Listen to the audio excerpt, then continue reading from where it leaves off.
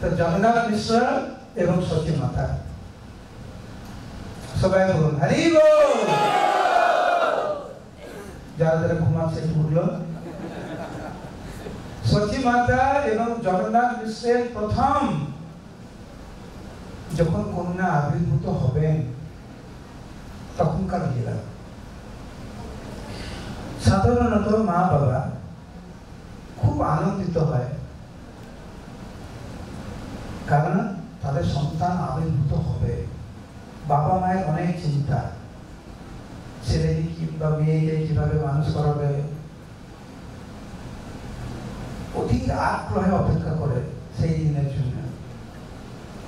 তো জগন্নাথ মিশ্র এবং সতী মাতার প্রথম কন্যা যখন আবির্ভূত হয়, তো স্বাভাবিকভাবে জগন্নাথ মিশ্র এবং সতী মাতা দুইজনে এত আনন্দে নিমজ্জিত ছিলেন, কিন্তু সেই আনন্দ বেশিক্ষণ ছিল না। আবির্ভাবের পরে পরে সেই কন্যা দেহ রাখে। দ্বিতীয় কন্যা আবির্ভূত হয় এবং তৃতীয় কন্যা আবির্ভাবের পরে পরেই দেহ রাখে। এইভাবে অষ্টম কন্যা পর্যন্ত, প্রথম, দ্বিতীয়, তৃতীয়, চতুর্থ, পঞ্চম, ষষ্ঠ, সপ্তম, অষ্টম। জগন্নাথ মিশ্র এবং সতী মাতার যে কি দুঃখ, যারা পিতা মাতা এখানে বসে আছেন আপনারা বুঝবেন, কিছু ধারণা হতে পারে। আমি জানি না আপনারা কয়জন মানুষের নাম শুনেছেন বা জানেন যাদের শিশু জন্ম হয় আর সঙ্গে সঙ্গে দেহ রাখে, এইভাবে অষ্টম সন্তান পর্যন্ত। তো জগন্নাথ মিশ্র ভাবছে এইভাবে প্রায় 8-10 বছর কষ্ট পেয়েছে। তো জগন্নাথ মিশ্র ভাবছে কেন এরকম হচ্ছে, কেন বারবার আমার কন্যা জন্ম হচ্ছে আর দেহ রাখছে। তো জগন্নাথ মিশ্র ভাবছে হয়তো আমি আমার মা বাবার সেবা ঠিক মতো করি। এটা মায়াপুরে, হ্যাঁ, মায়াপুরের লীলা এটা। ওনার পিতা মাতা থাকতেন শ্রীহট্টে। তো মায়াপুর থেকে ভাবছে যে হয়তো আমার মা বাবার সেবা ঠিক মতো হয়নি, তাহলে আমি শ্রীহট্টে ফিরে যাই, শ্রীহট্টে ফিরে গিয়ে মা বাবার সেবা করি, তাহলে হয়তো আমার পুত্ররা বাঁচবে, কন্যা বাঁচবে, যেই আসো বাঁচবে। এরকম চিন্তা করে সতী মাতাকে নিয়ে শ্রীহট্টে যায় জগন্নাথ মিশ্র এবং সতী মাতা। সেইখানে কিছুদিন থাকার পরে দুইজন, সতী মাতা এবং জগন্নাথ মিশ্র দুইজন পিতা মাতাকে সেবা করার পরে, জগন্নাথ মিশ্রের পিতার নাম উপেন্দ্র মিশ্র এবং মাতার নাম হচ্ছে শোভা দেবী। দুইজনকে সেবা করার পরে একদিন ভগবান শোভা দেবীর স্বপ্নে আসেন। স্বপ্নে এসে বলছে যে তুমি যদি তোমার ভালো চাও তাহলে এক্ষুনি তোমার সন্তান আর তোমার বৌমাকে মায়াপুরে এক্ষুনি পাঠিয়ে দাও, আর যদি না পাঠাও তাহলে বিপদ আছে। তো সবার জিজ্ঞাসা করছে কেন, কেন আমার বৌমাকে আর আমার সন্তানকে মায়াপুরে আবার কেন পাঠাবো? তখন ভগবান বলেন কারণ হচ্ছে আমি হচ্ছে তোমার নাতি রূপে, নাতি বলবো তো, তোমার নাতি রূপে আমি আবির্ভূত হব। তো স্বাভাবিকভাবে শোভা দেবী খুব খুশি হয়েছে। সকালে ঘুম থেকে উঠেই জগন্নাথ মিশ্রকে বৌমাকে বলতে তোমার এক্ষুনি নবদ্বীপে যাও।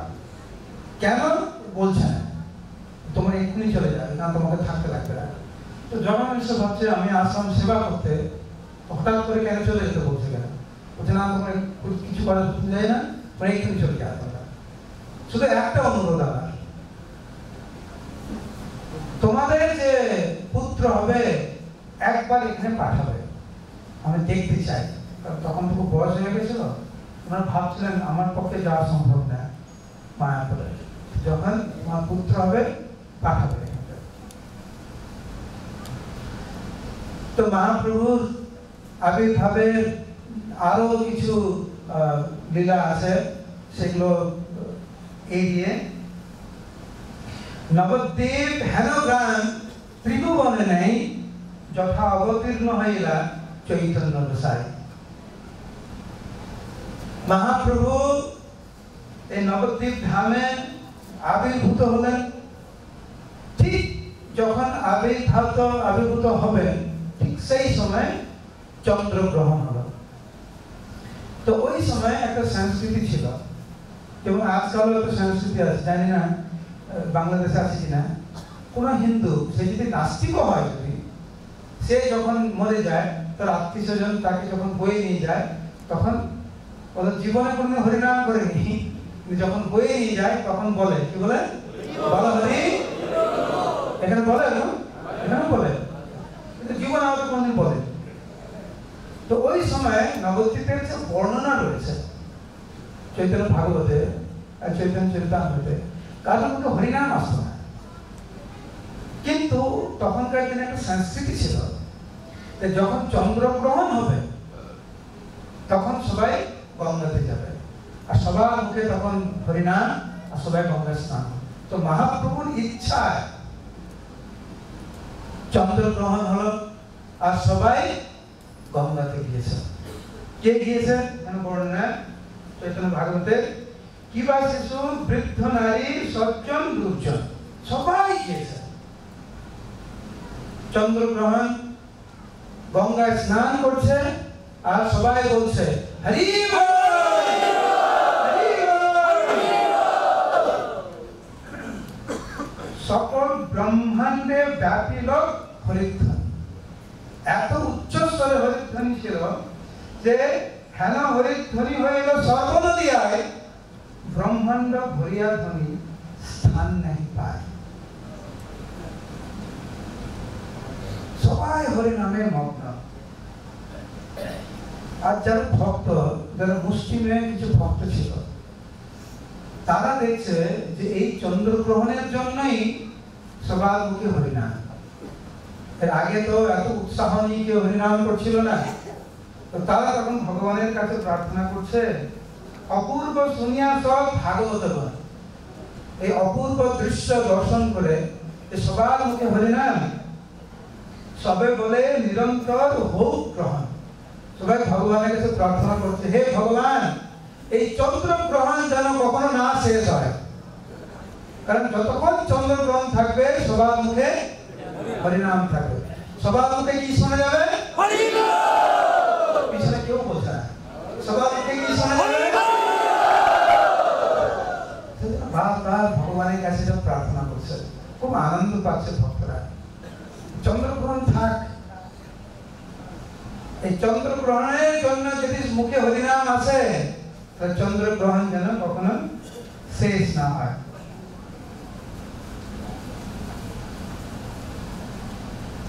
যে রূপের এক কোণ ডুবাই সব ত্রিভুবন, সর্বপ্রাণী করে আকর্ষণ। চৈতন্য চরিতামৃতে কৃষ্ণের যে রূপ বর্ণনা করা হয়েছে এরকম, যে এত সুন্দর দেখতে কৃষ্ণকে, যে রূপের এক কোণ মানে কি? তো ভগবানের নখ হচ্ছে এক কোণ, ভগবানের চুল, ভগবানের নাক, ভগবানের যে কোনো অঙ্গের যে কোনো কোণ, যে রূপের এক কোণ ডুবাই সব ত্রিভুবন, সর্বপ্রাণী করে আকর্ষণ। এটা হচ্ছে ভগবানের রূপের মাহিমা। এই রূপ মাধুরী দর্শন করে গোপীরা বলছেন, না দিলে লক্ষ কোটি, সবে দিলা আঁখি দুটি, তাতে দিলা নিমেষ আচ্ছাদন, বিধি বড় তপধন, রসশূন্যতার মন, নাহি জানে যোগ্য সৃজন। গোপীরা বলছেন, এ ব্রহ্মা হচ্ছে সৃষ্টির জন্য পূর্ণরূপে অযোগ্য, সে মূর্খ, জানে না কিভাবে সৃষ্টি করতে হয়। ভগবানের এত সুন্দর মহিমা, এত সুন্দর দেখতে ভগবান, আর মাত্র না দিলে লক্ষ কোটি, আমাদেরকে লক্ষ কোটি চোখ না দিয়ে মাত্র দুটি চোখ দিয়েছে, তাতে দিলা নিমেষ আচ্ছাদন, মানে চোখ মাঝে মাঝে বন্ধ হয়। এই বিধি বড় তপোধন, রসশূন্য তার মন, এর কোনো রস নেই, নাহি জানে চক্ষু সৃজন, এই চক্ষু না। সেই অখিল বিশ্ব ব্রহ্মাণ্ডের মালিক পরমেশ্বর ভগবান এক শিশু রূপে, নিমাই রূপে আবির্ভূত হয়েছেন নদিয়াতে। রূপের বর্ণনা রয়েছে এরকম যে নিমাই কি কোলে নিয়েছেন সচিমাতা আবির্ভাবের পরে, সচিমাতা উঠে বসেছেন, আর তখন জগন্নাথ মিশ্র দেখেনি নিমাইকে। সচিমাতা নিয়েছে নিমাইকে, সচিমাতা খবর দিয়েছে যে আমার প্রভুকে ডাকো। তো জগন্নাথ মিশ্র ঘরে প্রবেশ করেছে সবে, এখনো মুখ দেখেনি তার ছেলে। সচিমাতা বলছে, হে প্রভু, তোমার পুত্রের অপূর্ব সুন্দর শ্রী মুখচন্দ্র দেখে তোমার জীবন সার্থক করো। এই তোমার এই যে সন্তান, এই যে রূপ, এই রূপ কেউ কোনোদিন কোথাও দেখেনি আর শুনেনি। তুমি একে দর্শন করে তোমার জীবন সার্থক করো। জগন্নাথ মিশ্র এবং সচিমাতা দুইজন যখন জগন্নাথ মিশ্র তখন প্রথমবার তার ছেলে নিমাইকে দর্শন করছে, চৈতন্য ভাগবতের বর্ণনা অনুযায়ী, সচি জগন্নাথ দেখি পুত্রের শ্রীমুখ, দুইজন হইলেন আনন্দ স্বরূপ। জগন্নাথ মিশ্র তার ছেলেকে দেখে আনন্দ স্বরূপ হলেন। আমি জানি না আপনারা এই শব্দটা বুঝতে পারছেন কিনা, আনন্দ স্বরূপ, পুরো আনন্দ স্বরূপ হলেন তার ছেলেকে দেখে। সবাই এসেছে দেখতে, সাবিত্রী, গৌরী, সরস্বতী, সচিরম্ভা, অরুণবতী আর যত দেবনারীগণ নানা দ্রব্য পাত্র ভরি ব্রাহ্মণী বেশ করি আসে সবে করে দর্শন। দেবের স্ত্রীয়ে নর স্ত্রীয়ে না পারে চিনিতে, দেবে নরে একত্রে হইল ভালো মতে। সবাই এসেছে দেখতে নিমাইকে। এখন স্বাভাবিক ভাবে সচিমাতা বসে আছে, আর সারা নদিয়ার যে নরস্ত্রী তারা এসেছেন, দেবস্ত্রী এসেছেন। সচিমাতা এদেরকে দেখেও দেখছে না, আর চিনেও চিনতে পারছে না। তারা সচিমাতাকে প্রণাম করছে। কেউ যদি আপনাকে প্রণাম করে, আপনারা তো স্বাভাবিক ভাবে বলবেন হরে কৃষ্ণ, তাই না?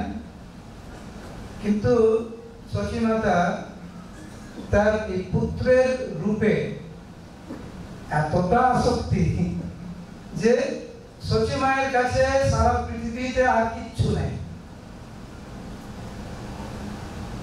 তো মালিনী দেবী, যিনি শ্রীবাস ঠাকুরের পত্নী, তিনি এটা দর্শন করলেন।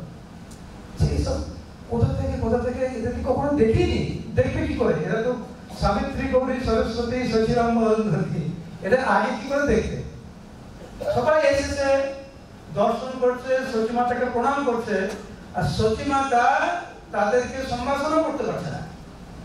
কেন না? সচিমাতা পূর্ণ রূপে তার মন প্রাণ সবকিছু নিমাইয়ের কাছে। তখন মালিনী দেবী পুরো এই জিনিসটা বুঝতে পেরে সবাইকে দেখাশোনা করেছেন।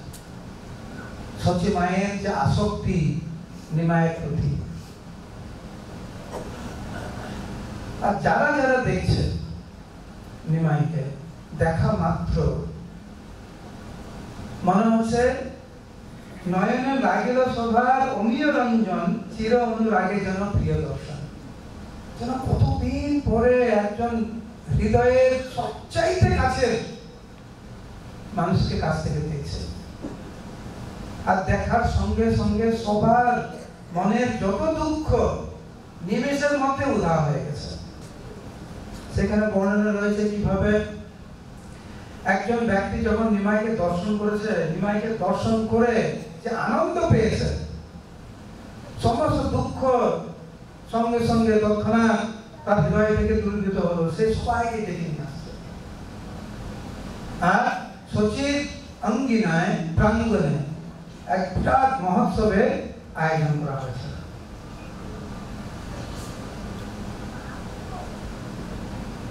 নিমাই তো আবির্ভূত হয়েছে একটি মূল কারণ হচ্ছে হরিনাম বিতরণ করার জন্য। তো মহাপ্রভু আবির্ভূত হলেন, আবির্ভাবের সময় সবাইকে চন্দ্রগ্রহণের মাধ্যম দিয়ে উনি সবাইকে গঙ্গায় নিয়ে গেছেন, সবাই গঙ্গায় স্নান করেছে, মুখে হরিনাম করেছে, তারপরে রূপমাধুরীর দ্বারা সবাইকে কাছে টেনেছেন, কাছে টেনে ওনার রূপ দর্শন করালেন আর এখন হরিনাম করতে চাইছেন। তো সবে তো মাত্র আবির্ভূত হয়েছে। এখন স্বাভাবিকভাবে যদি কোনো শিশু জন্ম হওয়ার সঙ্গে সঙ্গে কথা বলে তাহলে রসভাস হয়ে যাবে।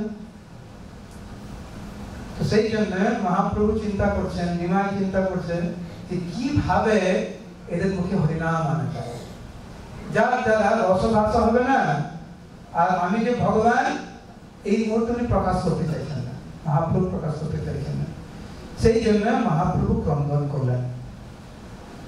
ক্রন্দন করাটা শিশুর পক্ষে স্বাভাবিক, কেউ সন্দেহ করবে না শিশু কেন ক্রন্দন করছে। যখন ক্রন্দন করছে যাকে আপনি খুব ভালোবাসেন, নিজের থেকেও খুব ভালোবাসেন, সে যদি ক্রন্দন করে তা আপনার কত কষ্ট হবে। তো স্বাভাবিক নিমাইয়ের প্রতি সবার একটা আসক্তি এসে গেছে।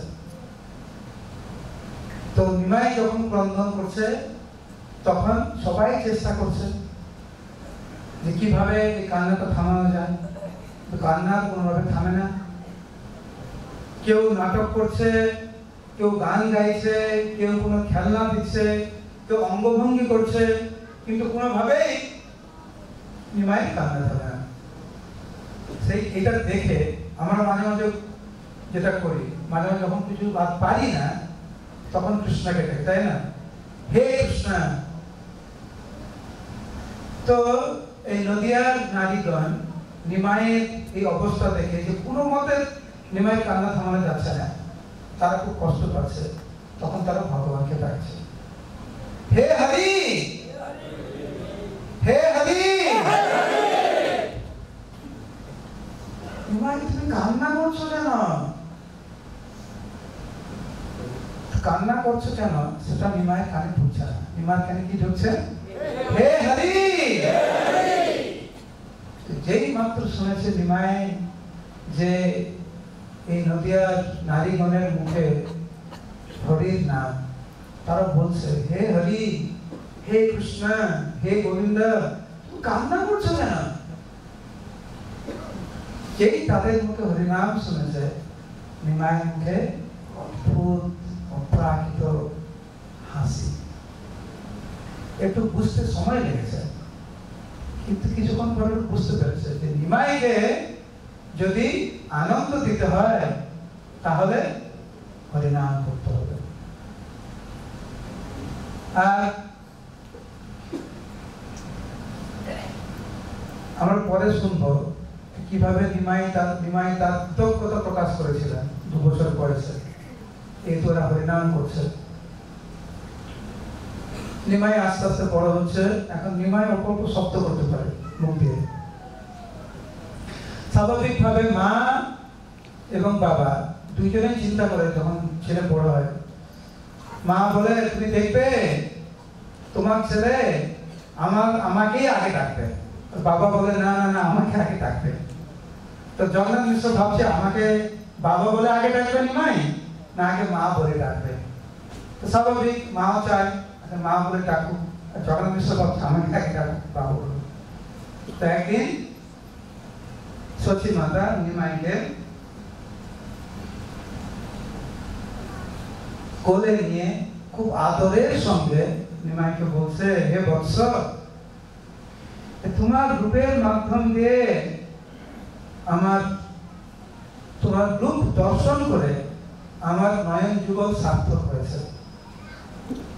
তুমি একবার আমাকে মা বলে দেখে আমার কর্মকে সার্থক করো।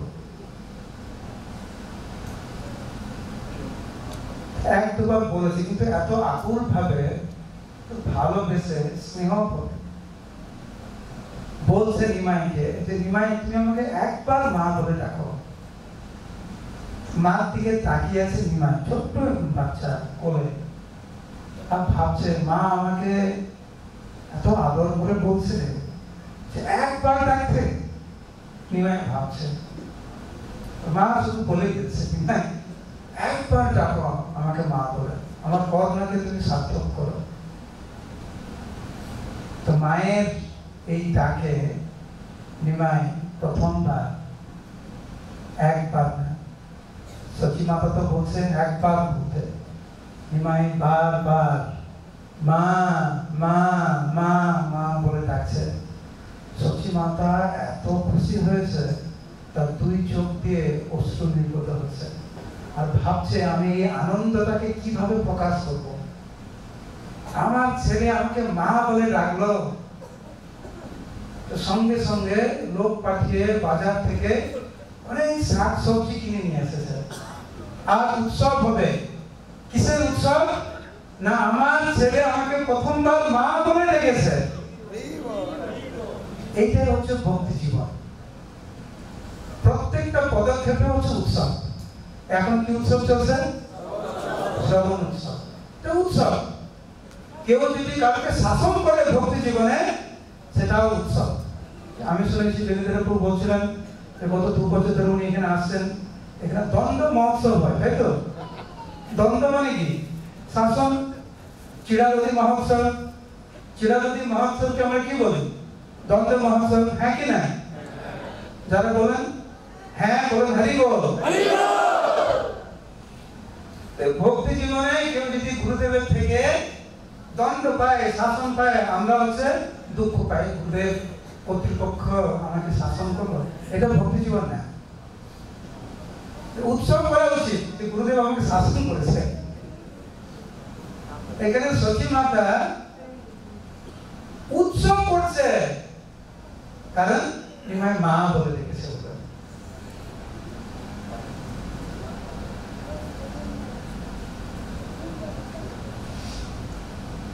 এখন নিমাই আস্তে আস্তে বড় হয়েছে, কিন্তু নিমাই জানে না কোনটা মাথা, কোনটা তার হাত, কোনটা তার নাক, জানে না।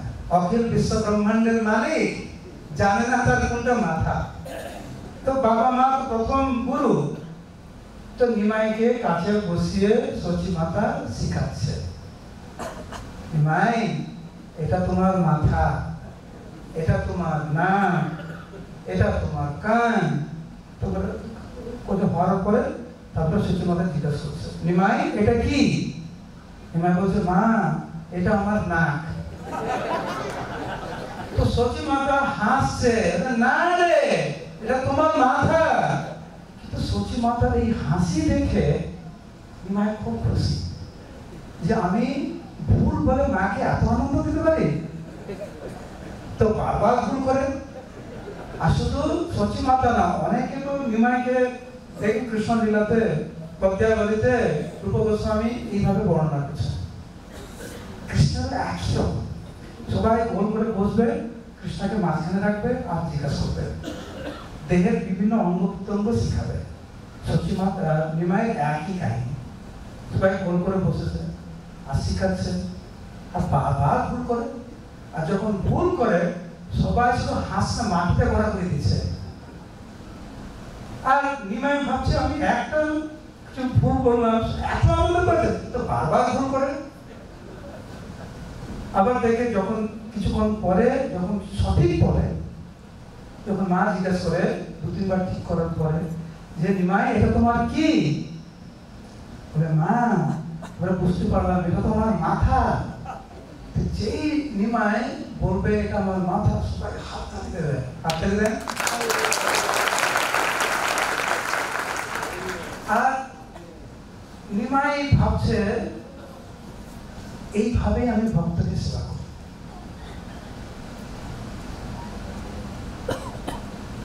ভগবানের একমাত্র সেবা হচ্ছে ভক্তকে খুশি করা, আর ভক্তের একমাত্র সেবা হচ্ছে ভগবানকে খুশি করা। এইভাবেই সেবা করছে। তো নিমাই এখন তো সবকিছু জানে না, আস্তে আস্তে শিখছে কোনটা কি। তো একদিন নিমাই চাঁদকে দেখেছে, চাঁদকে দেখে বলছে, মা মা দেখো কত সুন্দর রাজহংস। নিমাই তো জানে না চাঁদ, শিখছে তো, কিন্তু কোনো না কোনো ভাবে রাজহংস শব্দটা শিখেছে। কার থেকে? দেখো দেখো কত সুন্দর রাজহংস। সচি মাতা বলছে, না রে পাগল, ওটা রাজহংস না, এটা তো আমাদের চাঁদ মামা। মা